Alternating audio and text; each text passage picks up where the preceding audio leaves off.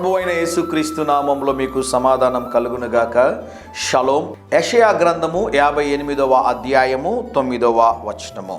నీవు పిలువగా యెహోవా ఉత్తరం ఇచ్చును, నీవు మొరపెట్టగా ఆయన నేనున్నానను. దేవుని నామానికి స్తోత్రం కలుగునుగాక.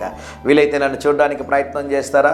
ఎంత శ్రేష్టమైనటువంటి ఆశీర్వాదకరమైన వాగ్దానాన్ని ఈరోజు దేవుడు మీకు తెలియజేస్తున్నాడు తెలుసా? ఈ వాగ్దానం వింటున్నటువంటి మీరు నేను ఎంత ఆశీర్వదించబడిన వారమో, ఎంత భాగ్యులమో తెలుసా ప్రియులారా? ఎందుకు ఈ మాట చెప్తున్నాను అంటే, మనము పిలువగా మన యొక్క ప్రార్థనని ఆలకించి జవాబిచ్చేటటువంటి దేవుడి సృష్టిలో ఉన్నారు.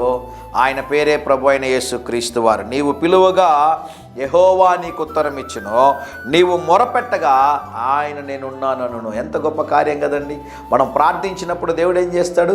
మన ప్రార్థనను ఆలకిస్తాడంట. మనం పిలువగానే దేవుడు అంటాడంట, నేను నీ ప్రక్కన ఉన్నాను. గమనించండి ప్రియులారా, యేసు ప్రభు చనిపోయి తిరిగి లేచిన తర్వాత పునరుద్ధానపు దినమున ఉదయకాల సమయంలో మగ్దలేని మరియా యేసు ప్రభు సమాధి లోపలికి వెళ్ళి వంగి చూచినప్పుడు యేసు ప్రభు అక్కడ లేరు. ఆయన పార్థివ దేహం ఉంచబడిన ప్రాంతంలో తల దగ్గర కాలు దగ్గర ఇద్దరు దేవదూతలు కూర్చొని ఉన్నారు. ఆమె ఏడుస్తూ ఉండగా దేవదూతలు మాట్లాడుతున్నారు, అమ్మ ఎందుకు ఏడుస్తున్నావు, ఎవరిని వెతుకుతున్నావు అంటే, నా ప్రభువుని ఎవరో ఎత్తుకొని వెళ్ళారయ్యా అని దేవదూతలతో చెప్తూ ఉండగా అద్భుతమైన మాట ఉంటుంది. ఆమె ఏడుస్తూ ఉండగా యేసు ఆమె ప్రక్కన నిలబడి ఉండినని వాక్యం రాయబడి ఉంటుంది. దేవుని నామానికి స్తోత్రం కలుగునుగాక.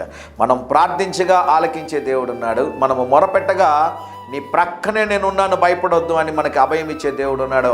ఆయన పేరే ప్రభు అయిన యేసుక్రీస్తు వారు. ఎంత ధన్యులు మీరు ఈరోజు ఈ వాక్యాన్ని వింటా ఉన్నారు.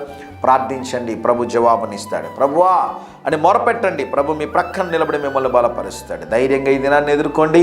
దేవుని సన్నిధి మీకు తోడుగా వచ్చునుగాక. ప్రియ పరలోకపు తండ్రి, ఈ దినం మా ప్రియులు తలపెట్టే కార్యంలో జయమును అనుగ్రహించమని యేసు నామములో ప్రార్థిస్తున్నాము తండ్రి. Amen, amen.